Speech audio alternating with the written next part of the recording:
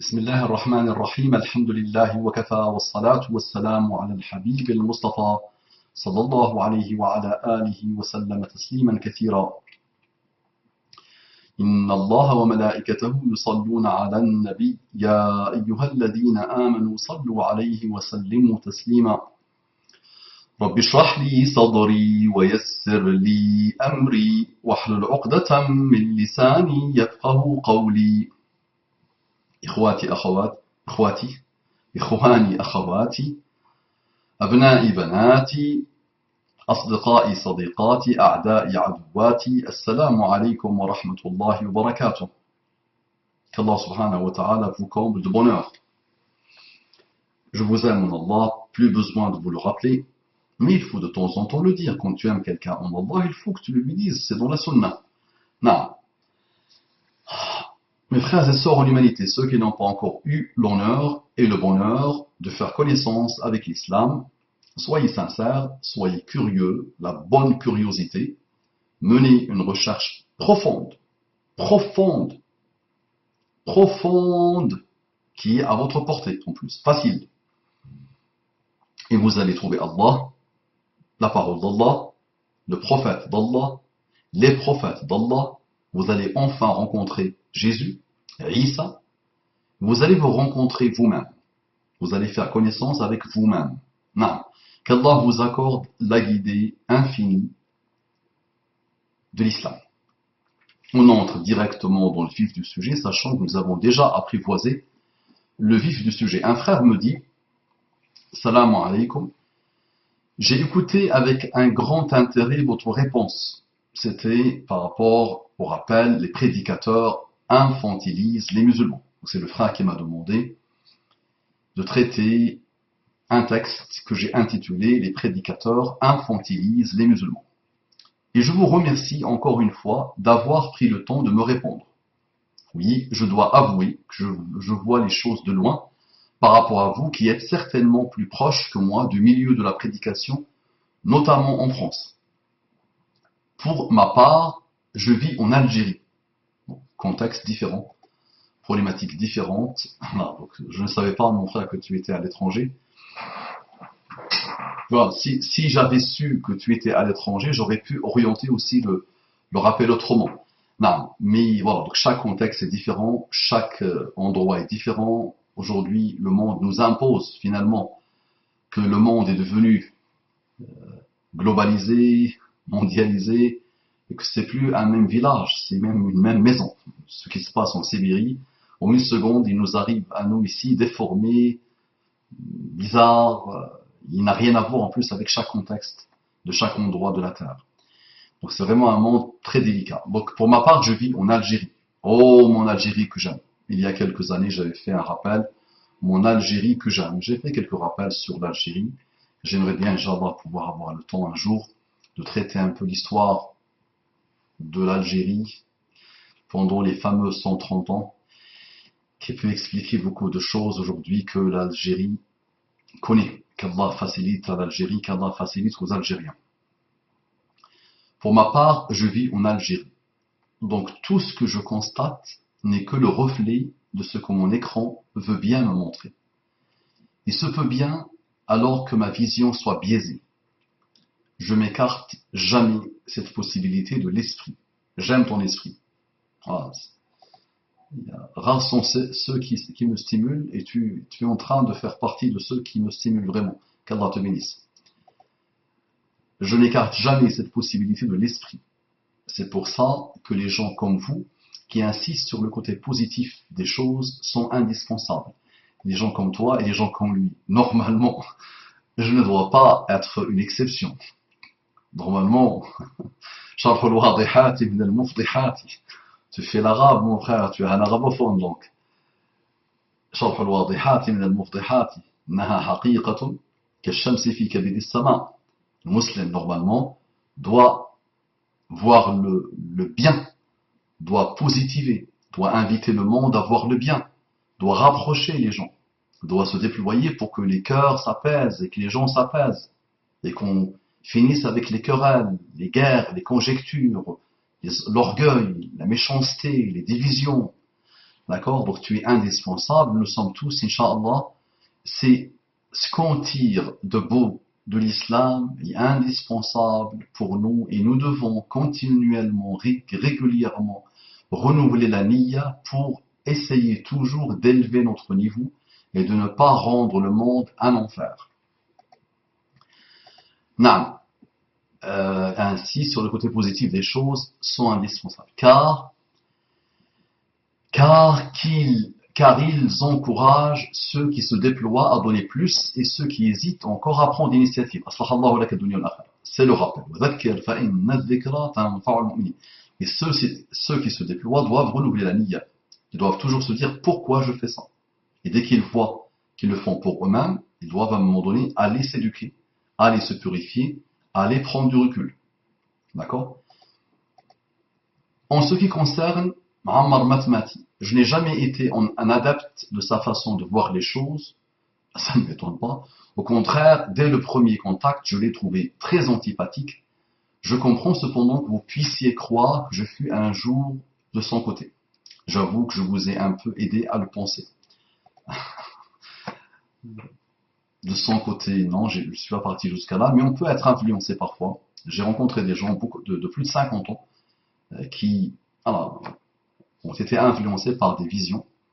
Parce que ce qui peut s'appliquer sur ce type de personnage, c'est parfois il utilise haqqun urida bihi batil. Il utilise un haqq par lequel il veut un batil. Non. Si c'était quantitatif, pourquoi pas? Il y a autre chose, il y a vraiment des choses. Là, ilaha illallah.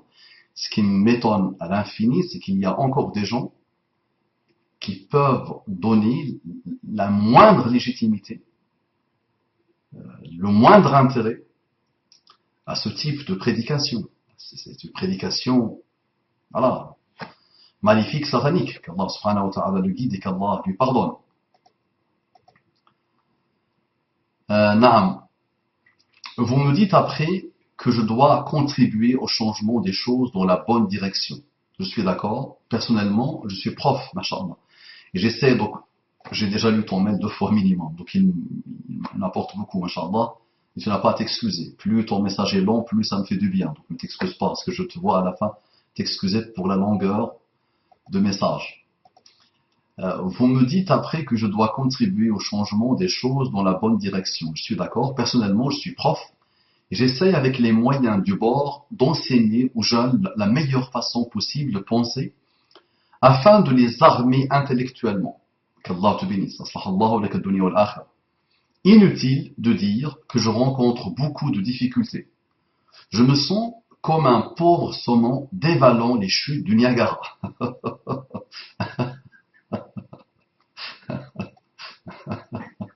Qu'Allah te bénisse. Non. Qu'Allah nous facilite et qu'Allah te bénisse et qu'Allah te facilite. Et j'ai par exemple imaginé le pauvre saumon en train de... plus le Niagara. Masha'Allah. Qu'Allah te bénisse. Alhakallahu sinnak. Tu m'as fait rire. Jazakallahu kulla khair. Sachant que j'ai déjà lu ton message au moins 2 fois. Non. J'ai par exemple été renvoyé d'une école privée juste parce que j'ai désobéi au directeur en refusant d'enseigner de manière parcouriste. Non, qu'Allah te bénisse. Donc je descends, mes 4 grands-parents sont d'origine mauritanienne ou sont mauritaniens, et vous savez qu'en Mauritanie ça apprend par cœur. Il n'y a que l'apprentissage par cœur. Le Sahara aussi, j'ai grandi au Sahara, et c'est vrai que l'apprentissage par cœur est très très très important. Et nous sommes issus de pays où l'apprentissage par cœur est sacré et très important. Non. Et on a gardé cette vision dans l'extrémisme total. C'est-à-dire, si on rabâche, on apprend aux gens à être des gens qui apprennent par cœur, ils ne serviront pas à grand chose majoritairement. Et c'est aussi parmi les choses qui coincent un peu et qui bloquent l'évolution de nos pays très très très très sous-développés, malheureusement. Il y a tellement de facteurs et d'opérateurs et de choses qui expliquent cette équation complexe de la décadence des musulmans. Parmi eux, il y a aussi un système d'enseignement révolu, délabré, qui n'apporte plus rien. Ne me faites pas dire ce que je ne dis pas. Mais axer l'apprentissage, axer l'enseignement sur ou autour du par cœur,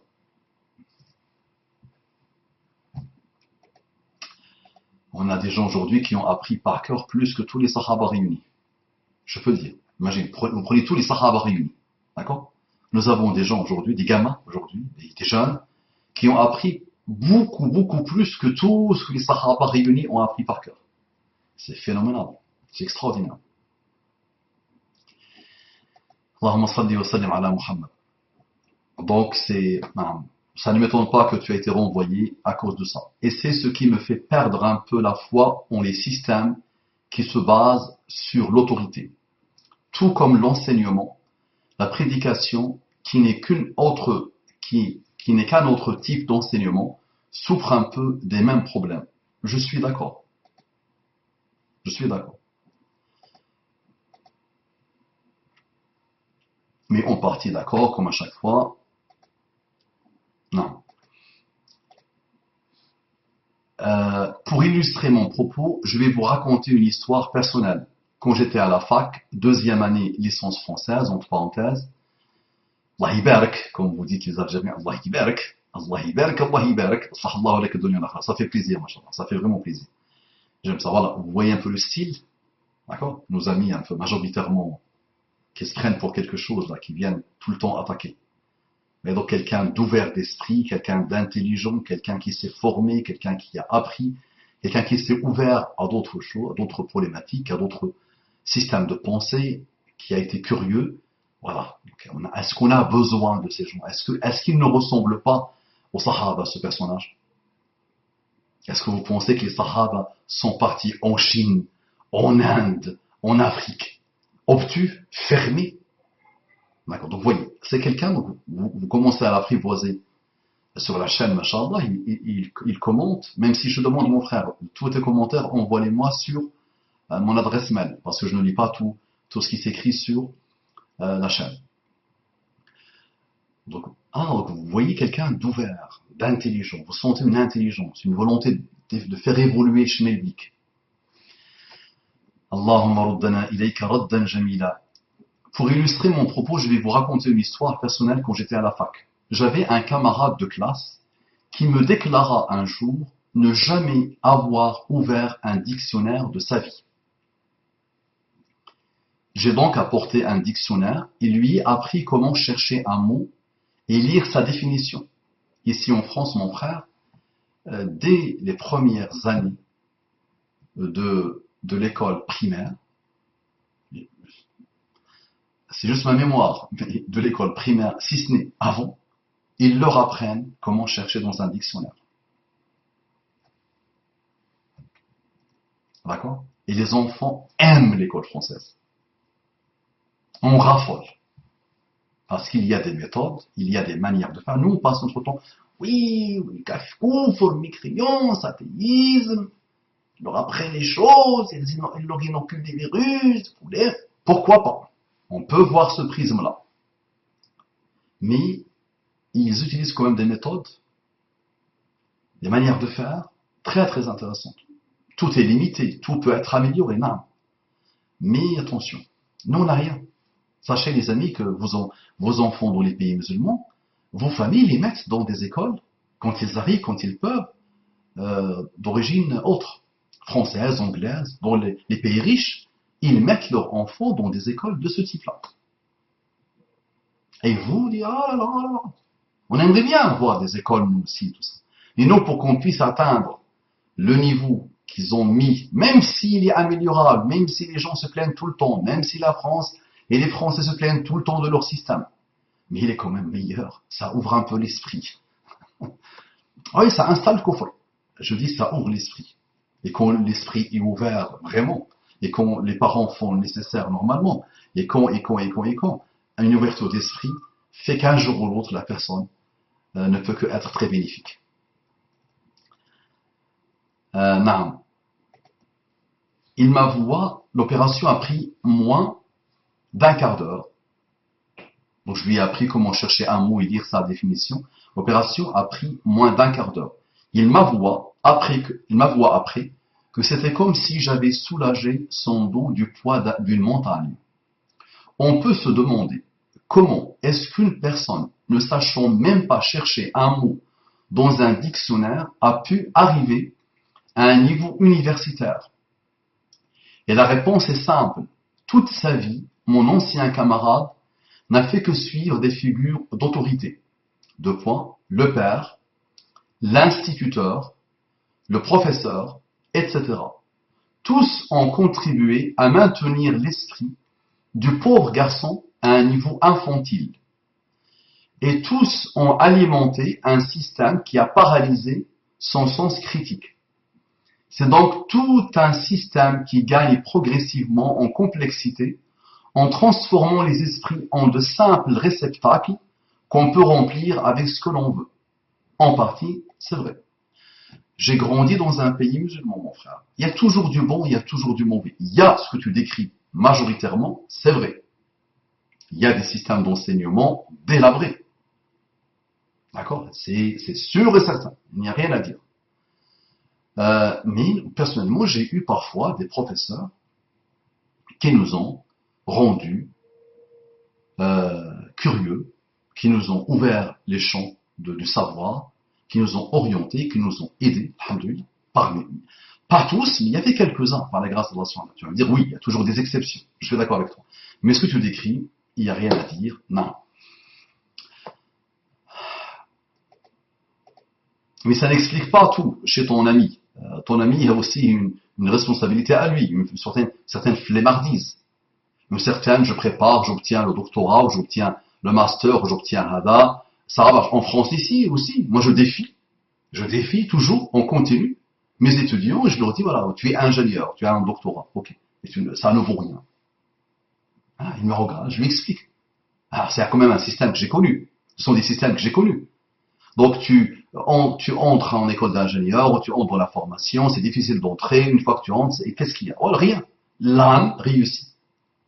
D'accord? On attend une semaine avant les examens, on passe des nuits blanches, on prépare bien, on écrit ce qu'on nous a demandé, ce qu'on a appris par cœur, ou ce qu'on a préparé, on passe les exercices de mathématiques, les exercices se ressemblent, on voit, très bien, j'ai passé, très bien. Même pas le lendemain, on a tout oublié.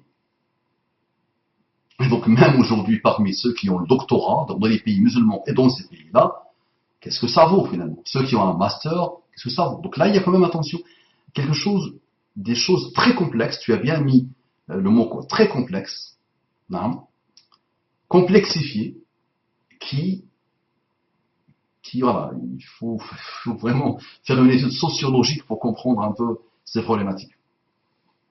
C'est très complexe. En transformant les écrits en de simples réceptacles qu'on peut remplir avec ce que l'on veut. C'est avec de tels systèmes de pensée que Matmati a autant de disciples, que Daesh a autant de sympathisants, qu'on a de plus en plus de jeunes révoltés qui se réfugient dans l'athéisme. On a conditionné les esprits à ne se fier qu'à la figure de l'autorité comme l'unique source sûre. Même si sur les 10, 15, 20 dernières années, la relation entre les parents et les enfants dans les pays musulmans et dans les pays non musulmans est très très très dégradée. Donc ce n'est plus que l'autorité qui explique. L'autorité peut expliquer, ou la mauvaise autorité peut expliquer, mais il y a, comme je t'ai dit, il y a d'autres paramètres, il y a d'autres problématiques. Le monde évolue une évolution, voilà, pas simple. Mais naam, chaque paramètre que tu peux citer peut participer, naam. Même si on peut trouver tout chez les Daesh. Chez les Daesh, il y a une majorité de gens qui ont donné leur cerveau à tout le monde sauf à Allah. Non. Mais il y a aussi des gens d'un certain niveau. Et il y a des gens qui ont été libres. Il y a des enfants d'athées. Mon ami, il faut que tu saches que 80% de ceux qui partent tuer des gens et qui reviennent en France pour tuer, ou en Europe pour tuer, sont issus de familles athées. Normalement, dans la famille athée, tu as des gens qui sont libres penseurs. Il y a la concertation à la maison, il y a l'échange, il y a l'ouverture d'esprit, il y a la souplesse intellectuelle, mais ces enfants-là, qui parfois ont bien réussi leur vie, ou parfois bac plus 2, bac plus 4, bac plus 5, Parfois, ils travaillent bien, ils étaient sportifs, voilà, ils manquaient de rien, hein, avec un certain niveau euh, de vie, et ils ont fini chez Daesh. D'accord? Donc tu cites Daesh, tu cites notre ami mathématique. Là, c'est autre chose. Là, pour moi, la majorité écrasante de ceux qui se laissent influencés par ce type de vision, de pensée, sont des gens d'un orgueil infini, d'une ignorance pure et dure, d'un manque d'éducation totale, et en général, ce sont des gens qui ne prient même pas, qui n'ont même pas encore dit Ashhadu an la ilaha illallah. Et comme j'ai déjà expliqué, que la population de ce type de personnage est constituée de chiites extrémistes, de mécréants purs et durs, de gens qui veulent lancer la zigzag, d'anciens malheureux, débauchés, ou d'actuels débauchés. Voilà, faut pas se mentir, d'accord? Là, ça ne part pas chercher loin, mon frère. Ça ne cherche pas très loin au niveau de la réflexion. Non. Et ce sont des gens aussi, tu vois, les arguments peuvent se valoir, ce sont des gens qui ont toujours refusé l'autorité, qui n'ont rien à faire de l'autorité. Il s'est constitué, hein, le fan club est constitué de gens qui n'ont rien à voir avec l'autorité. Ils l'ont refusé dès l'adolescence, voire même avant. D'accord? Allahumma salli wa sallim ala Muhammad. Na'am Razan. On a conditionné les esprits à ne se fier qu'à la figure de l'autorité comme l'unique source sûre. Masha'Allah, Masha'Allah, ça, puis ça. Alors que la seule autorité à laquelle on devrait obéir est celle de Dieu. Sahih. Mais vous connaissez un peu le jeu. Pour qu'un mode de pensée religieux surtout s'octroie une autorité sur les gens, nul besoin de les convaincre avec des preuves et des arguments intellectuels. Il lui suffit simplement de se proclamer être de Dieu. Ce sont ce que j'appelle les ventriloques de Dieu. Ça me rappelle une... Ah oui, là, tu m'as un peu caché une fille. Ça me rappelle, subhanallah, Voltaire. Voltaire, les amis, détestait la religion, détestait la forme de son époque de la religion. D'accord? Les oppressions de l'Église, le côté obtus, malheureux de l'Église, sanguinaire de l'Église, dictateur de l'Église, mais il disait que la religion est très intéressante. Il faut la religion pour le peuple. Il la voulait. Il voulait vraiment la religion pour le peuple. Pour le peuple, pas pour les élites. Pas pour lui. D'accord? L'imam. Dans toute forme de religion, subhanallah, quelle qu'il soit, même celle qu'on veut aujourd'hui présenter comme islamique, oui, tu fais du peuple ce que tu veux. Tu les anesthésies, d'accord, avec un strict minimum. Tu les orientes avec un strict minimum. Tu les anesthésies à mort et tu fais ce que tu veux. Tu les occupes aussi, tu les hypnotises même avec... Quand j'ai analysé, dans ma jeunesse, j'entendais dans les pays arabes, la religion est l'opium du peuple. Les marxistes disent ça, les méchants, les athées, les malheureux, elles disaient cela. Je me suis dit, mais pour qui ils disent cela? Ça, c'est pas à l'époque que j'ai dit ça, c'est mon évolution de ma vie finalement qui a fait que, à un moment donné, je me suis posé la question suivante. Je ne me suis pas posé à l'époque quand j'entendais ça. C'est, ok, l'opium mais pour que la personne dise cela, qu'est-ce qu'il a vu? Qu'est-ce qu'il a observé? Qu'est-ce qu'il a vécu? Quelles étaient ses frustrations? Quelles étaient ses désillusions? Quelles étaient les injustices qu'il a observées de la religion? Et là, ça mérite réflexion. Non, ça mérite réflexion. Donc on a des formes de religion, des formes de religiosité. On a installé le clergé chez les musulmans. Non, il est là le clergé. On a notre Vatican à nous. Non. Dans ton Algérie, nous avons un Vatican. Moi, je vois dans ton Algérie que j'aime, et dans tous les pays musulmans, dans la Mauritanie, chose que je ne pouvais jamais imaginer, on a aujourd'hui des petits chouyours qui te disent j'ai étudié, j'ai fait, j'ai appris, hein, mais qui sont dans l'endoctrinement total. Total. Ils endoctrinent à mort. Et nous les avons ici, attention. Là, c'est mondial. D'accord? Et là, c'est vraiment un système des mini-clergés, des mini-Vaticans. Voilà, c'est vraiment l'endoctrinement. C'est pas j'élève le niveau de la Ummah, je fais wadhakir, je rappelle. Non. J'essaie de toucher les âmes, j'essaie d'élever les âmes. Ah non, c'est vraiment l'endoctrinement malheureux de ce fameux système religieux qui intéressait Voltaire.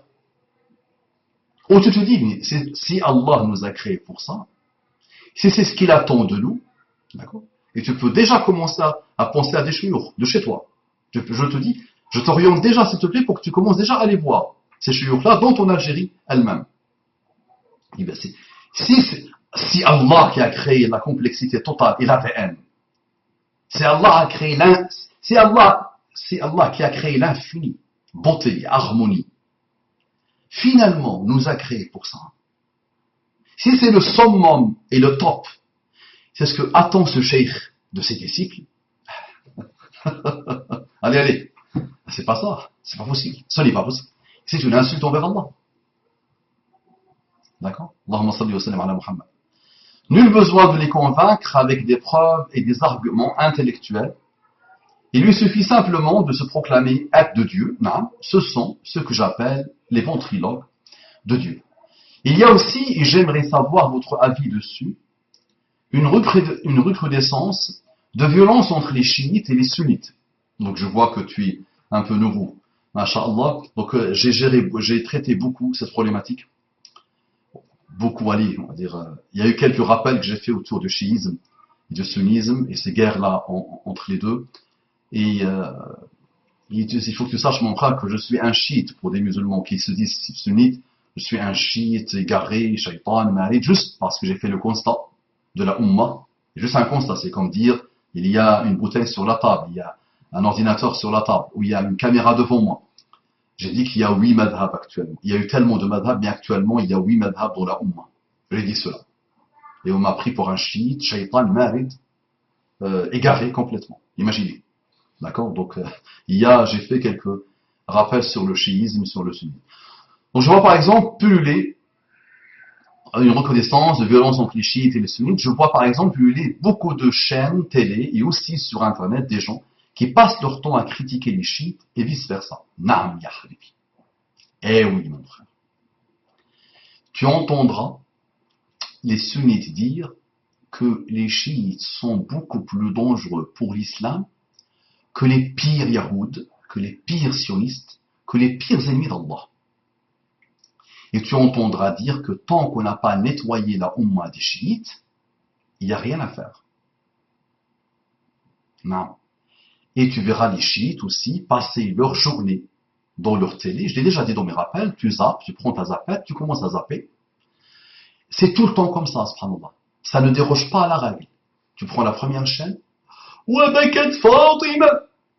Tu prends le deuxième, wa qatalu al-Hussein. Donc bakat Fatima, Fatima a pleuré. La deuxième chaîne, wa qatalu al-Hussein. Ils ont tué le Hussein. La troisième chaîne, al-Umayyoun la'anahumullah. Les Umayyads, qu'Allah les maudisse. Tu prends la quatrième chaîne, Ahl al-Sunnah qatalahumullah al-kaddaboun. Les gens de la Sunna, qu'Allah les tue, qu'Allah les détruise, les menteurs. Voilà. Tu prends les chaînes sunnites aujourd'hui, elle se développe elle aussi. J'ai pensé à toi l'autre jour, j'ai pris ma zapette, et wallahi, la même chose.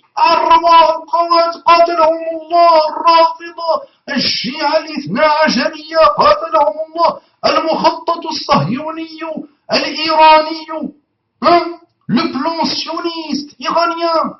Tu entends des choses là? C'est le même Allah, normalement. C'est le même Allah. C'est le même Coran. À part chez quelques extrémistes chiites malheureux, c'est le même Coran. C'est le même prophète. C'est le même prophète. Donc, qu'est-ce qui se passe?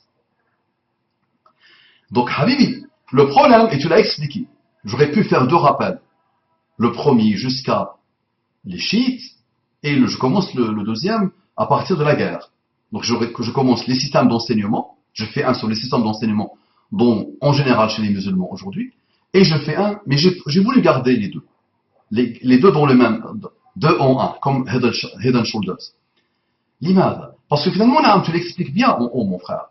C'est que quand tu observes bien, tu vois que même le clergé chiite, et le clergé sunnite, même le Vatican chiite, et le Vatican sunnite, se laisse endoctriner par les vues et les visions et les intérêts politiques de l'Arabie saoudite et de ses semblables, et de Iran et de ses semblables, et des sionistes et leurs amis.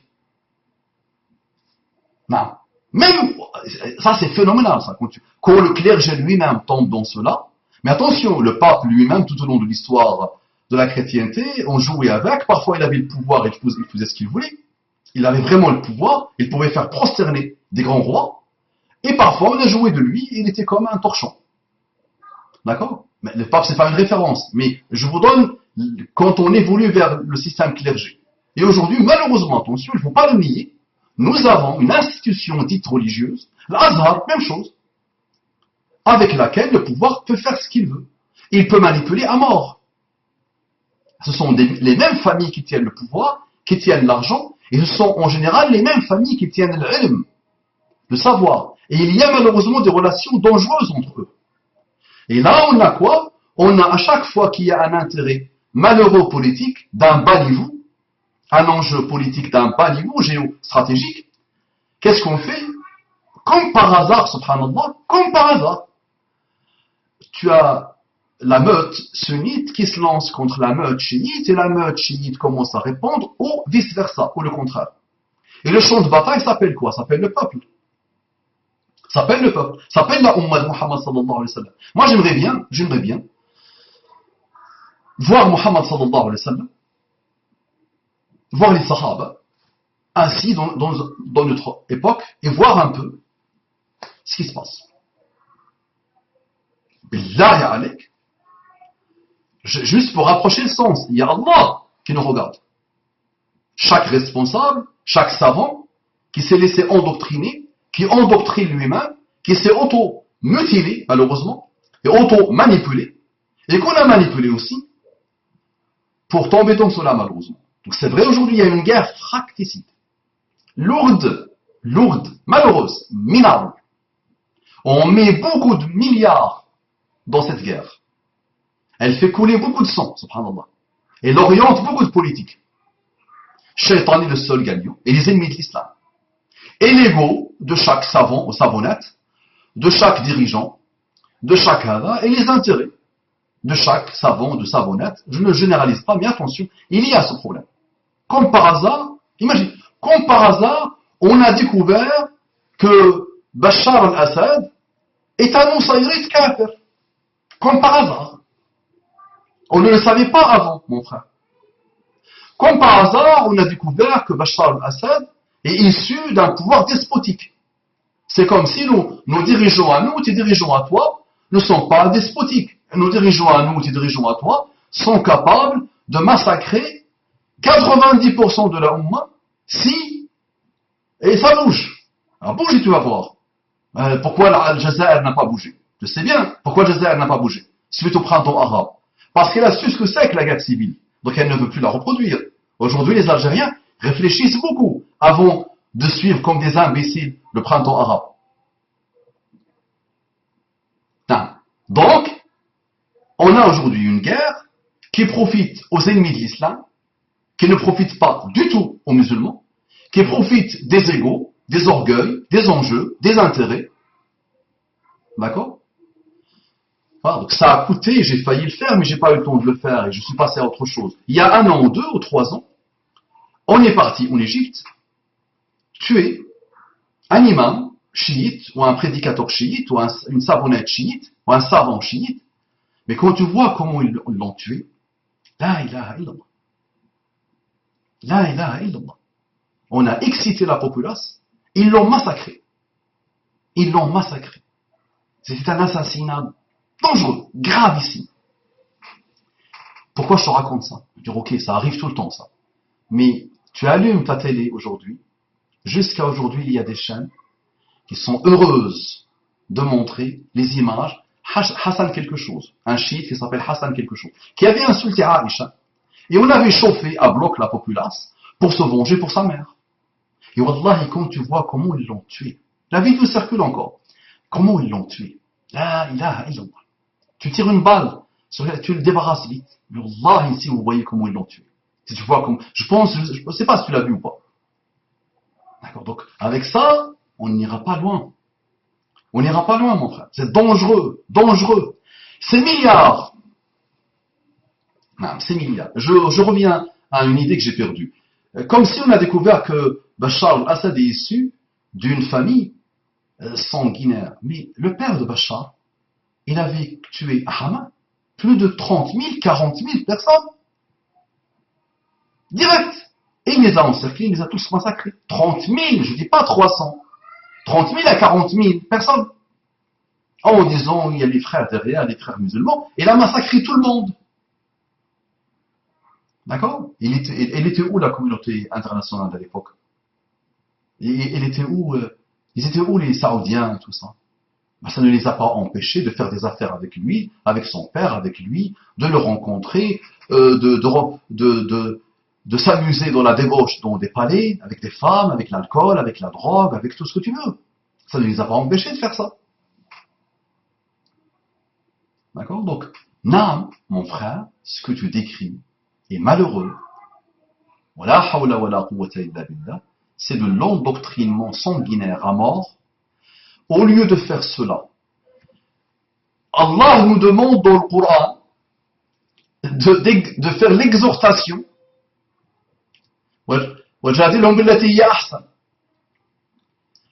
Donc, l'exhortation avec la meilleure des affaires, la meilleure manière, avec la sagesse, la bonne exhortation, avec la douceur. N'importe quel humain, n'importe quel ennemi, n'importe quelle personne, n'importe quel groupe de personnes, tu dois l'inviter avec la meilleure des manières. N'est-ce pas? Comment se fait-il qu'entre nous, musulmans, il y a khasara? Musulmans, il y a khasara, sunnites et chiites. On peut tout dire sur les sunnites, on peut tout dire sur les chiites, mais quand même musulmans. Sinon, l'Arabie Saoudia doit interdire aux chiites de venir faire leur pèlerinage. Le pèlerinage obligatoire. Là, c'est logique. Là, on pousse le raisonnement jusqu'à son extrême. On décrète, la fatwa décrète que tous les chiites sont kuffars. Il n'y a aucun savant qui peut oser le dire. Donc on fait quoi? On doit intelligemment, gentiment, avec la meilleure des manières, argumenter dans la joie et la bonne humeur. Ça ne sert à rien d'ouvrir une chaîne de télé satellitaire où on débite 24 jours sur 7 notre vision, sans jamais la confronter à la vision de l'autre, sans jamais essayer de trouver les choses en commun qu'on peut avoir entre nous, sans jamais se réconcilier avec le passé. Ça me sert à quoi, moi, aujourd'hui, que les Omeyyades, que les Chiites, que le Muawiyah, que les Yazid, que le Hussein? Ça me sert à quoi de continuer indéfiniment à dire que tout ce qui se produit aujourd'hui, et c'est la faute des anciens, la faute de Muawiyah, la faute de Hanami.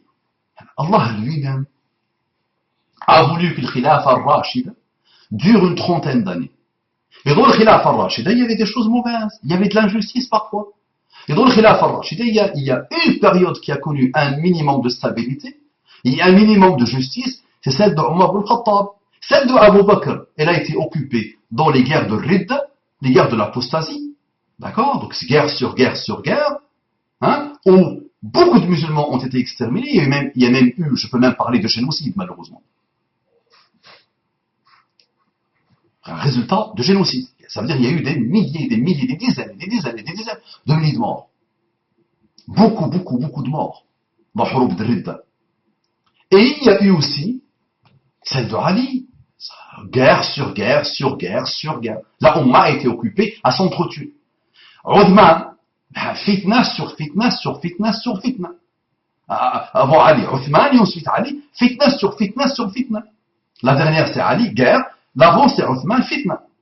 Je ne dis pas que c'est la faute de chaque sahabi, attention. Mais je dis voilà. Donc la Khilafa al-Rashida elle-même a comporté des problèmes, des guerres, des difficultés, des choses, c'est la vie. Mais ça a duré une trentaine d'années. Et même ces trentaine d'années, je te prouvé, je t'ai démontré, et tu peux l'étudier, tu le sais déjà, pas besoin de te le rappeler, qu'il y a eu tellement de malheurs, tellement de gags. Et le reste, depuis la mort de Ali ibn Abi Talib, depuis que le Hassan a donné le khilafa à Muawiyah, il y a quoi? Allah lui-même n'a pas voulu que le khilafa dure 100 ans, 200 ans, 300 ans, 1000 ans. Ça a duré peu de temps. Et même dans la khilafa, il y a des problèmes. Il y a eu des problèmes gravissimes. Donc la khilafa doit être dans le cœur d'abord, dans ton comportement individuel. Et ensuite, tu essayes d'élever un peu le niveau dans ton entourage et dans le monde dans lequel tu vis. Tu comprends? Donc, à un moment donné, il faudra qu'on se dise, ok, ce passé, c'est un passé fait d'humain. Je ne suis pas obligé de le rendre sacré. Il y a de bonnes choses dans n'importe quelle époque. Il y a eu des hommes et des femmes d'honneur dans n'importe quelle époque. Il y a des gens d'un très grand voltige dans n'importe quelle époque, qu'Allah les récompense pour ce qu'ils ont fait. Moi, ma période est actuelle, d'accord? Je ne dois plus m'entretuer avec des musulmans comme moi sur des choses d'il y a 1400 ans, d'il y a 1350 ans. On doit élever le niveau. Mais tu vois, il y a un système pourri de conditionnement collectif, l'aql al-jam'i. L'aql al-jam'i, ça s'appelle. L'aql al-jam'i. Cette conscience collective, cette manipulation collective, où tout le monde pense la même chose. Personne ne sort du lot, malheureusement. C'est quelque chose qui est majoritaire dans la vision d'un groupe, d'une umma, malheureusement. Et c'est vrai que le chiite moyen, il se réveille le matin, Allahumma, il oublie même de dire Alhamdulillah alladhi ahyana ba'dama amatana wa ilayhi an-nushur, Alhamdulillah alladhi afani fi jasadi wa radda alayya ruhi wa idna li bi dhikrihi a'udhu bi kalimati Allahi tammati min sharri ma khalaq. Bismillah alladhi la yadurru ma'a ismihi shay'un fil ardi wa la fis sama'i wa huwa as-sami'ul 'alim. Il ne dit pas ça. Voilà, il peut l'oublier. Il dit Allahumma al'an Aba Bakr wa Umar wa Aisha wa al'an kull man tawallahum. والله maudit Abu Bakr, maudit Omar, maudit Aïcha, et maudit tous ceux qui les aiment, tous ceux qui les prennent pour alliés, tous ceux qui se mettent au même amour avec eux. Et tu as les sunnites qui, à longueur de journée, eux, ils vont pas faire cette dua. Ils vont dire, ah oui, la sunna, très bien, il faut pas les bid'ah, parfait, ok, il va faire la dua, parfaitement bien. Mais il va passer à la longueur de journée, malheureusement, à manipuler et à se manipuler. Les chiites. Tous les malheurs de la terre, c'est les chiites. Le plus grand danger pour l'univers, c'est les chiites. D'accord. Donc, هذا أمر دبر بليل يا أخي. هذا أمر دبر بليل. Eh oui, mon ami, ça manipule. Ça manipule la mort. Et ça a un intérêt que la populace vive dans ça. Sinon, ces pouvoirs auraient disparu depuis très longtemps. Il y aurait eu l'anarchie. Allez, elle durera 20 ans, 30 ans, et on passe à autre chose. Obligatoirement. Les peuples tirent des leçons de la vie et de l'histoire. Ah, ces peuples avec lesquels on vit aujourd'hui, tu sais combien de guerres ils ont connues. Jusqu'à très récemment, jusqu'à la Deuxième Guerre mondiale, leur vie était de s'entretuer. Aujourd'hui, tu vois, ils veulent l'union, ils veulent se mettre ensemble. Ils ont créé l'Europe avec tous les problèmes que l'Europe a, mais ils ont créé quelque chose, une union, ou une pseudo-union, pourquoi pas, mais ils ont essayé de se rassembler. Ils ont essayé d'aspirer au bonheur, finalement, de leur population. Ils ont essayé d'élever le niveau. D'accord? Nous, qu'est-ce qu'on fait? On s'entretue à longueur de journée. D'accord? Eh bien, là, on va tomber dans ce que tu décris, comme si. Donc je vois par exemple beaucoup de chaînes télé aussi sur internet des gens qui passent leur temps à critiquer les chiites et vice-versa, comme si en s'attaquant aux chiites, le sunnite fait l'économie de son autocritique, qui est à mes yeux bien plus importante. Bien. Eh oui mon frère. Eh oui mon frère. Ceux qui parlent de la khilafa, moi je leur dis on a une khilafa en Iran, et on a une khilafa en Arabie Saoudite. Voilà un état religieux, ou un état qui se présente au monde comme un état religieux. Tu l'as un peu étudié dans sa profondeur, tu le connais un peu. Bah, si c'est ça, si c'est ça un état religieux, si c'est ça un état dans lequel on a réalisé ce que Allah attend de nous, Wallah, on n'a rien compris. D'accord? Donc là, c'est juste, parmi les causes, c'est ce que je décris, malheureusement. Le sunnite fait l'économie de son autocritique qui est, à mes yeux, bien plus importante, et le chiite, la même chose. Le chiite, la populace, est manipulée et endoctrinée à mort. Al-Aql al-Jam'i fait d'elle ce qu'il veut. Tous les jours, tu allumes ta télé, tu n'entends que les mêmes bêtises. Bah, ça fait que la jeunesse aujourd'hui ne veut plus la religion. Les Iraniens attendent avec impatience la libération. Et tu vois, machallah, tu vois les choses, comment ça évolue. Aujourd'hui, le monde devient copain avec l'Iran. Et voilà, la jeunesse va être délabrée, comme toutes les jeunesses, malheureusement. Elle est déjà délabrée, attention. En sous-marin, c'est délabré. Sans vouloir généraliser, c'est délabré à mort. Et l'Arabie saoudite, en sous-marin, la jeunesse aspire à autre chose. Les fils des riches viennent en Europe, gaspillent leur vie, leur argent, profiter de la vie. Leurs riches aussi partent dans les pays arabes fourniquer, d'accord, avec des petites gamines de 10, 11, 12 ans. Ah, il faut être direct, les amis. Donc tout ça, moi je l'ai déjà décrit, expliqué, détaillé, pas pour le plaisir de l'expliquer, de le détailler comme ça, pour le plaisir. Parce qu'à un moment donné, il faut qu'on se remette en cause. Que chacun de nous se remette en cause. Voilà. On essaie donc constamment de se cloisonner dans sa zone de confort en jetant systématiquement la suspicion de l'autre. Sur l'autre, tu as voulu dire. Sur l'autre. Parfait. On essaie donc constamment de se cloisonner dans sa zone de confort en jetant systématiquement la suspicion sur l'autre. Parfait. Pour les musulmans de la France, ce sont les francs-maçons les fautifs. Ce sont les francs-maçons l'origine de tous les malheurs de leur vie. Pour les musulmans, quels qu'ils soient, chacun va toujours mettre la faute sur l'autre. C'est la mauvaise foi à l'infini. Tu dois toujours chercher un bouc émissaire, comme les anciens juifs, quand ils avaient besoin d'un bouc sur lequel ils mettaient les charges, ils le chargeaient de leurs péchés, symboliquement, et ils l'envoyaient errer dans le désert. C'était une tradition ancienne. D'accord? Donc nous aussi, on fait la même chose. Au lieu de dire, dans ma tombe, Allah me posera des questions, toute ma vie, je dois d'abord me mobiliser individuellement pour me sauver moi-même, pour essayer de goûter au paradis terrestre, quelles que soient les épreuves que je vais vivre, pour essayer de compter, dans quoi? Dans l'élévation, dans la remise en cause, dans le bien. On est là malheureusement toujours à mettre la faute sur les autres, à attaquer les autres, à dire que les autres sont l'origine de tous nos maux. Et c'est rapide, c'est facile mon frère, c'est facile ça. Ben oui, ça ne demande pas grand chose comme effort. Pour moi, la solution à ce problème et à tous les problèmes de sectarisme, c'est d'enseigner le doute dans le sens de questionnement aux gens. Non. Il y a quelques-uns, s'ils entendent ça, vont dire « Ah, Descartes, ah bah oui, l'Algérien, il a lu Descartes, il a étudié un peu les libres penseurs, et il a eu accès à cette philosophie de kufr, de malédiction, de la'na, de mal absolu, de ça et de ça. On ne doute pas d'Allah, on ne pose pas de questions sur Allah, on ne fait rien autour d'Allah, rien, tout doit être pris tel quel. » Ne me faites pas dire ce que je ne dis pas. Allez voir Ibrahim dans le Coran, ce qu'il fait. La discussion avec Allah, subhanahu wa ta'ala.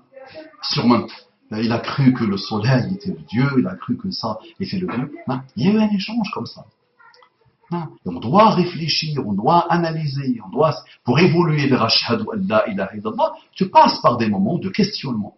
Tu passes par des moments où tu te poses des questions, où tu essaies de trouver des réponses. Pour construire une foi solide, ça passe par des phases de questionnement. Non. Allahumma salli wa sallim ala Muhammad. Beaucoup de gens, sans le doute, l'esprit ne peut jamais s'ouvrir et envisager l'existence d'idées autres que celles qu'on lui a inculquées. Non. Et imaginez quand on lui inculque à longueur de journée la poubelle de la division et de la haine et que la faute ne vient jamais que chez les autres. Et les chiites, la faute vient des sahaba. Point barre. Tant que, il n'y a pas tant que, on va continuer jusqu'à l'arrivée de Mahdi, à insulter les Sahaba, qui sont la cause de tout ce qui s'est produit depuis. Voilà, c'est réglé. Pourquoi tu te casses la tête? C'est réglé. Attends le Mahdi maintenant. Attends Issa et attendez tous les deux le Mahdi, et c'est bon, on ne fait plus rien. Et là, attends, ce que tu décris en plus, c'est même dans le leadership de la da'wah, même dans les plus grands groupes qui se déploient, qui ont donné leur vie, qui ont donné tout pour djihad, pour l'élévation, parle des frères musulmans, parle de l'harakat islamiyya, partout, contemporain, il y a ça dedans. À l'intérieur, il y a dedans ça, malheureusement. Ce cloisonnement, ce refus de l'autre, le fait de voir le mal absolu dans l'autre, le fait de se borner, d'être obtus, malheureusement, de ne pas réfléchir. Hein. Naam, l'esprit ne peut jamais s'ouvrir et envisager l'existence d'idées autres que celles qu'on lui a inculquées. Comme disait Abu Hamid al-Ghazali, quiconque, alayhi rahmatullah, quiconque ne doute pas, ne cherche pas, quiconque ne cherche pas, ne perçoit pas, et demeure dans l'aveuglement et l'erreur. Ou, comme disait Al-Jahez, la vérité se trouve au cœur du doute. La vérité se trouve au cœur du doute. Je suivrai en tout cas votre conseil en essayant d'allumer ma petite bougie pour vaincre l'obscurité et j'espère que Dieu me guidera et me facilitera la tâche. Amin, Rabbal Alamin. Je vois que le message est encore plus long que le précédent. Je m'arrête là en vous remerciant encore une fois. Salam alaikum. C'est un sous-entendu d'excuse. Non, Habibi, écris ce que tu veux, ça me stimule, c'est très intéressant. Donc, parce qu'il y a des gens, malheureusement, après, il faut toujours savoir à qui on adresse la parole. Les amis, élevez votre niveau, essayez de comprendre. Je ne te demande pas de devenir athée, ne me fais pas dire ce que je ne dis pas. Je ne te demande pas de devenir kafir. Je ne te demande pas d'apostasier. Au contraire, va voir tous mes rappels, je fais que le contraire. Maintenant, doute de choses où normalement ta fitra t'indique c'est laid, de la laideur. C'est mauvais. Je dois vivre pour haïr et détester les juifs. Je dois vivre pour haïr et détester les sionistes. Pourquoi pas? L'injuste. Je rajoute injuste. Si je rajoute injuste, parfait. Je dois détester l'injustice, quelle qu'elle soit. Non, je dois vivre et grandir pour détester les chiites. Le chiite doit grandir et vivre pour haïr le sunnite. Et n'importe quel groupe, le salafiste doit détester les Irwan qui sont à côté des partis. Et les Irwan, même si on ne connaît pas l'histoire des Irwan, et les Irwan doivent détester les salafis. Et les soufis doivent se faire détester par les salafis et par cela. Et les soufis doivent être extrémistes totalement contre les salafis et contre les chouyours de l'école salafie. Et les tabliris doivent détester tout le monde, et tous ceux qui s'intéressent à la politique doivent être mauvais pour les tabliris. Ce sont des égarés parce que le tabliri ne doit pas être politique. Tout ça, c'est la laideur par rapport à laquelle tu dois douter. Tu dois te dire, je vais réfléchir un peu. Est-ce que ça est beau à voir? Est-ce que ça est bon? Qu'est-ce que ça apporte? Comment je peux mener ma vie? D'accord? Comment aujourd'hui un savant peut passer toute sa vie à dire « Ah, les philosophies des autres sont mauvaises, ah, ça est mauvais, et tout ça c'est mauvais ». Eh bien, comment il peut faire ça alors qu'il ne connaît rien à rien lui-même de ce qu'il raconte? Rien à rien. Ah bien, tu dois d'abord, avant d'analyser bien pour pouvoir répondre, pouvoir prendre le meilleur et laisser mettre à la poubelle le pire. Parce que dans toute chose, il y a des bonnes choses, il y a des choses mauvaises. Ça marche. Salam alaikum wa rahmatullahi wa barakatuh.